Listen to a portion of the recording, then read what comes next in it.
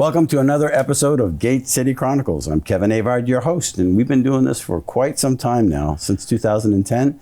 And we appreciate you watching the show. And if you like it, please subscribe and hit that like button and share if you're so inclined. Today we're going to talk about a local business or a local friend of mine who's started a business. He's from Nashua, New Hampshire. And we actually went to elementary school together, or junior high, or it's so long ago, I don't remember. Anyway, I'd like to introduce you to Jay Barrett, a friend of mine from Nashua from a long time ago. Welcome to the show. Thanks for having me. I appreciate you coming on. Yeah, always nice to see you. It's good to see you as well. And like I was saying, I stopped by on Pine Hill Road. There was a van that said Barrett, and I knocked on the door and I said, you know Jay Barrett? And no, different Barrett. But anyway, we ended up connecting somehow, so it's kind of cool. But Jay, you know, it's been almost 40 years since we've connected, and you've engaged in a lot of business here in Nashua and around actually New Hampshire with the siding. You own Barrett Siding Incorporated. Siding Incorporated. We do commercial buildings for like Fulcum Construction, Procon, and all different contract, Chimbro, done Southern New Hampshire Medical Center. Yeah, so you brought a little memory to, I used to live on Harbor Ave. Oh, yeah. And before the Sullivan, one of the second Sullivan Terrace building went up, I watched that go up over what used to be I don't know, it was some kind of I don't know, it was a dump or a garage or something like that, but you recently resided that. Yeah, we did Sullivan Terrace. I think it was a 10-story building. Yeah. Probably over 10 years ago. That was quite the building. We took down the old panels and put up new panels on it. When I was a kid, I used to sneak up on the building on the right and go up onto the roof, and we throw rocks. Yeah. I think we did about 9 projects for Southern New Hampshire Medical Center. Yeah, and that was recent? Since 91. Yeah, wow. So we've been doing it a while. It's funny, as you drive around town, we're talking out in the parking lot, and you say, oh, you know what, I did that building? Yeah. Sky Ventures, we did that. We did the police station right next door here and the bus station on the other side here. It's funny, the amount of buildings that, we've left our footprint on. Yeah. It's crazy, all over from, Connecticut to Vermont to Maine. Yeah. Air Force bases, Pease, Devons, Otis. How did you get involved? I thought you were going to get into trucking or something. No. That's tough work. Yeah. But when I was a kid, me and 2 other of my friends, we started doing it in the summer for a company out of Massachusetts, P&W. And then years went by, and I worked for other people, and then I got in a skiing accident, and I cut my eye. And I walked in my backyard and tried to put my 2 hands together, and I couldn't. I was 4 days in the hospital. And my boss didn't think I could do it, so I started my own business. I worked like 4 hours a day, got my strength back, and just started buying equipment from Shaughnessy, and then it was United. It was NES Rentals and United. We bought cranes. We have about 40 pieces of equipment, so we just built the business. So yeah, you were showing me a lot of the lifts that you have. Yeah. Those look like fun toys, actually. They're fun. They're expensive, but yeah. But you've done a lot of projects, and I think one of the things that you a recent project, I don't know if it was recent, but we were talking about it, and there's a company called Delta Education. My dad used to do a lot of the printing for them when they had different locations. They had one on, I think it was on Pine Street, storage building, but then apparently they made that big building. Yeah. And somebody sided that, this big black building. Yeah. Was it on Commercial Street or? I don't remember. It was a while back, probably 20 years ago. Yeah. But it was 5 acres, the building itself. Right. That's a huge building. Yes, it is. Yeah. So the famous building that we're just talking about is owned now by no other than Nong Fu, which is a Chinese organization that came in, and they bought the building at 4 times its value. Yes. Lots of red flags are with the locals are talking about that, but it's a small world. Yeah. How long did it take you to do a project like that? Oh God, maybe 4 months. Really? Yeah. Yeah, and you work in the wintertime, because you said that you did right across the parking lot here at the police station. You did a job in the winter as well. Yeah, we work year round. Really? It doesn't affect us. Masons it affects, but us, we can work. They have to tent the building. Yeah. So the product that we put up is metal on both sides and there's foam in the middle. So we can erect it any time of the year. Mm-hmm. So, but that Chinese company, it's too bad that, you would think that they would vet that company. If we did a building in their country, Yeah. they would, monitor what we're doing, so why aren't they playing by the same rules? That's what the question is, and a lot of red flags, and then it came up to public knowledge, during the time when there were Chinese kids coming from bringing in funguses into the university systems, and then you have these biolabs, and it's still on a lot of people's mind right now, and the legislation was actually produced to stop any further purchasing of foreign nationals, especially near a place like BAE, which is a secure FAA center too. Yeah, and you have the airport right next to it. So and Raytheon and Pelham. Yep. Yeah. Could put a lot of drones in that building. That really was my very first thought. So I think they should be monitored. Like I said, what's the harm in that if they're not doing anything wrong? Right. Well, come on in. Shed some light on it. Hey, look what we're doing. We're gonna make tea. Apparently is what they're. Okay. They're. We can trust them, right? Yeah, I guess. So you have any more big projects coming up? We're doing ProStar at Manchester. We're waiting for the ground to break there for ProCon. We did Hitchner recently. We just did a hangar at Pease Air Force Base. It's not crazy, but I'm okay with that. I'm, getting older, and I have a older workforce, and it's hard to find new blood in the business. And it's sad to watch my workforce, get older and not be able to perform. So are you saying it's hard to find help? Good help? Yeah, it is. I'm not good. Well, no, I'm not sure who wants to do it. People go to college and they get all these, and now what's that worth? So maybe now they want to get into the trades. I'm hoping, right. Well, that seems to be a big emphasis these days. Is a lot of kids going to the trades. You got the New Hampshire National Community College, which is a gem. I don't know if we did that building, Manchester Community College. We did that. The front building on the highway. Yeah. But I reached out to, I'm behind the 8 ball with it. We reached out to Elvern High School today, but they only have 2 days. So they're going to send emails out. I think that some of the workforce there, the kids that might want to get into trades, that we could, send them out to get a crane license, to get aerial lift licenses. We'll provide all the training for them. So that's my goal going forward. That is great. Yeah, that's... I actually went up to the Capitol today, drove by a crane. Those things look...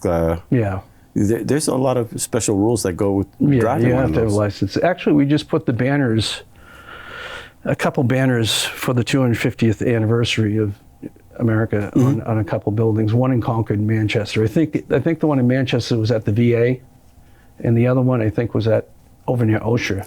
When you say banners, what do you mean? The banners that say 250, Yeah. So you make them, or you? No, we provided them for. Somebody provided them, Jack Schroeder, and we were contracted to put them up for them.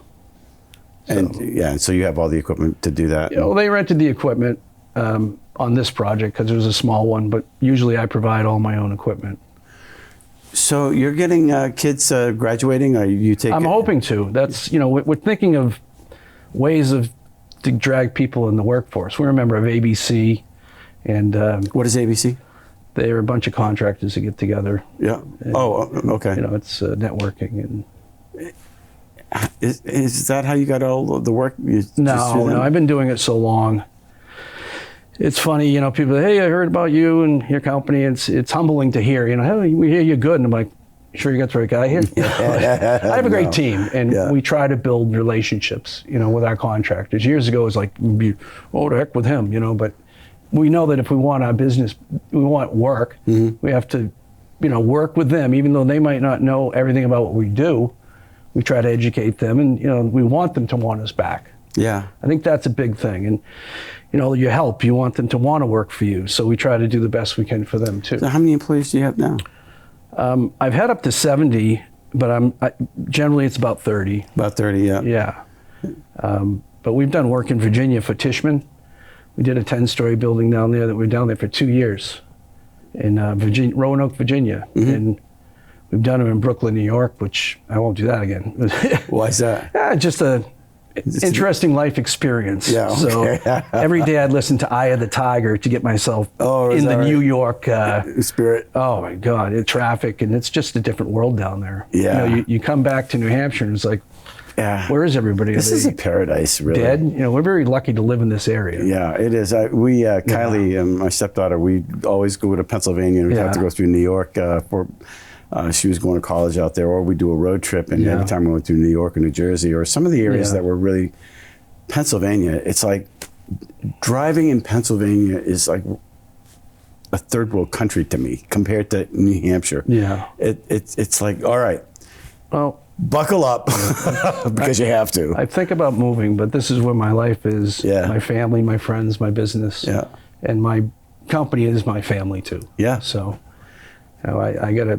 They've been there for me. I got to keep taking care of them. It goes both ways. So do you take high school kids as well? We will. It depends on their age. They got to be legal and go through, OSHA 10 and whatever. Yeah. Like I said, we'll train people for cranes and every certification they need to have. Having that for a background is excellent. So to the audience, there's a place on the highway where every time I drive by it, there's like a power line thing that I drive by going up to Concord, and it reminds me of a time when you had a go-kart. I had a bunch of them, and you had this humongous muffler on the thing. It was a Triumph or something. Kawasaki 350 with Was that what it 3 was? carburetors and wheelie bars, and it was illegal. And I lived on Clement Street in Nashua. Yep. And my neighbor was a cop, and we were driving around the neighborhood, and it sounded like crazy, like Evel Knievel stuff. And he pulls down the road and he looked at me, he goes, "Jay, you can't do that." It was pretty funny. But yeah, back then, Evel Knievel, my neighbors were jumping through fire on the mini bikes, Yeah. It's just, Nashville was a great place to grow up. Without helmets, right? Oh yeah, we had our clunkers, and Yeah. I love Nashville. It's a great, like I said, this location. It has changed quite a bit, but at the same time, it's still it's like a paradise compared to some of the other places that I've lived, or been through actually. But so you're taking on these kids and training them with the trade. That's your legacy, really. I mean, because if you can encourage kids to get involved in some of the trades. I never even thought of driving a crane as a trade.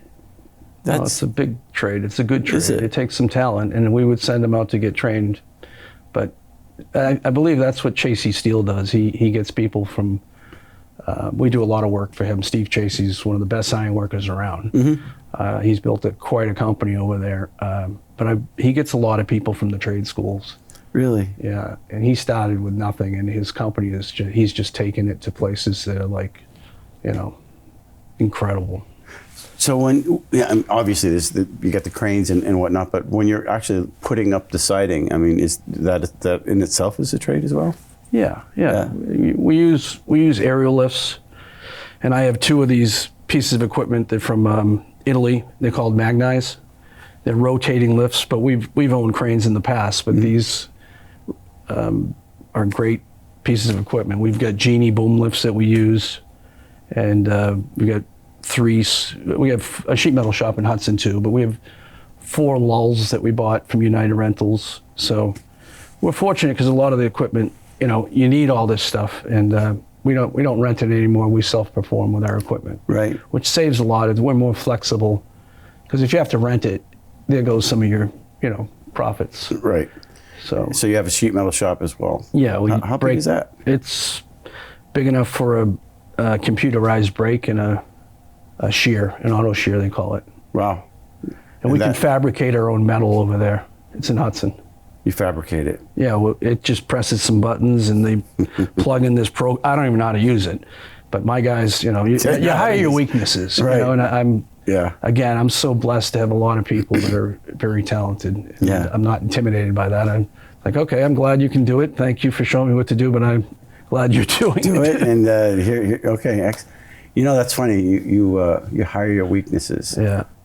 That's really good. That as a senator, I've adopted that because I'm in rooms with professors, teachers, lawyers, bankers, farmers, and everybody has their own skills. And I remember once it was my first time being the chairman of energy. And I walk into the room, and you see all these people with very, very professional people sitting in the audience as we go through our first session. And I look at everybody, and I thought, oh, ladies and gentlemen, I just want to let you know, I know absolutely nothing about energy. And they all just took a sigh of relief. I don't have to be the smartest guy in the room. Yeah. There's a lot of smart people in here, but I'm willing to be educated. Yeah, I'm good at delegating and looking at things and just knowing and being a coach and knowing what other people can do. Everybody isn't going to have the talent to do certain things. Right. You have to respect that, and that's a good leader.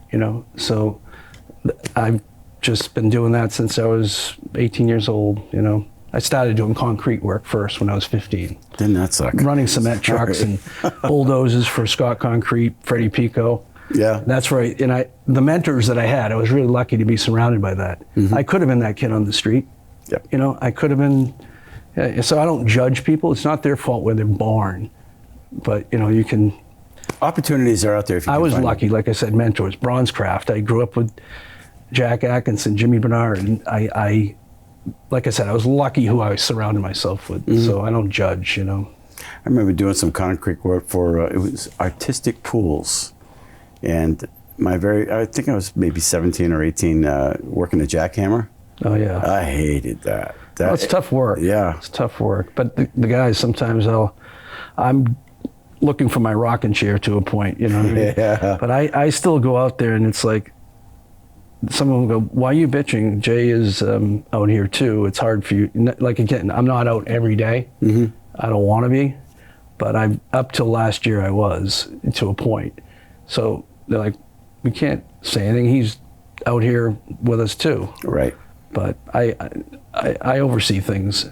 Yeah. You can delegate, but it's nice to see your face around town. Yeah, no, I'll shoot to job. Yeah. But again, I'm blessed to have great people working for me. And that's a gift too. I years ago, I started my cleaning company. I think I had like about 24 employees. Yeah. And I was just not good at fixing other people's, just go in and do the job, and then I'd have to fix it. And then it just wasn't for me. So, I turned into a one-man show at that point. Yeah. Just the hassle of having to fix other people's work, and then it owns you. Well, it's a challenge. Yeah. I mean, everybody's going to complain. I mean, I complain. Mm-hmm. But what sense is it for two people to be complaining about their job? They should come to me, the leadership, and solve it. They're there to work and, do your job, and you got to educate them. They don't know any different. Right. They don't think about it sometimes. Mm-hmm. But I had to turn into that boss. I didn't even know. I grew too. I wasn't very good at being a leader back then, Yeah. So it's a growth process for everybody, I guess. Yeah. Well, you listen to Deepak Chopra, Napoleon Hill, and all those people. They kind of guide you in the right direction, I think. Yeah. So. No, it's good. It's good to run into you again too. Yeah. So you got a boat? Yeah, I'm a 1936 Chris Craft, which everybody asks me where I take it, and I go close to shore. Because anybody that owns a wooden boat, and I'm not a good quitter, but the boat might beat me. Yeah. Yeah. You have to soak it so the wood swells. So that's why you stay close to shore. Oh my God, it's pretty painful. Yeah. And I just sometimes it's like, what am I doing? And so I'm going to give it one more shot.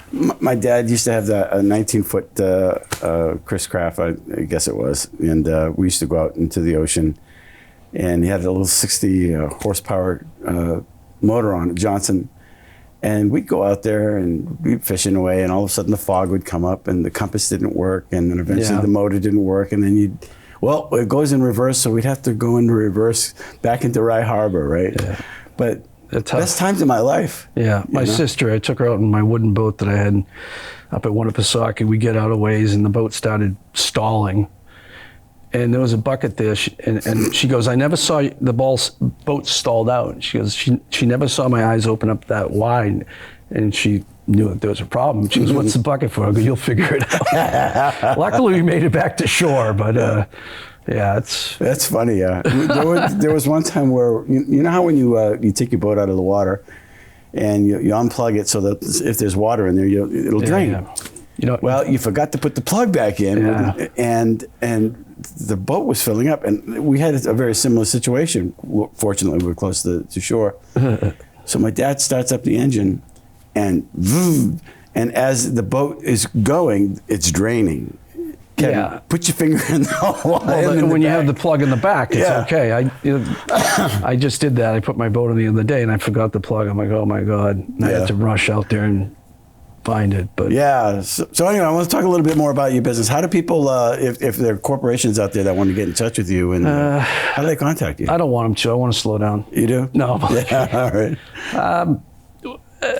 J@barrettsiding.com. Yeah. And where are you stationed? Is it Nashua, Hudson? Londonderry. Londonderry. Okay. Yeah. So they can reach out there. That's the best way of getting me. Or on LinkedIn. I'm on LinkedIn also. Yeah, I've seen. We post a lot of the jobs on there. Yeah. But I think it's interesting. How many students would you take into for the trades?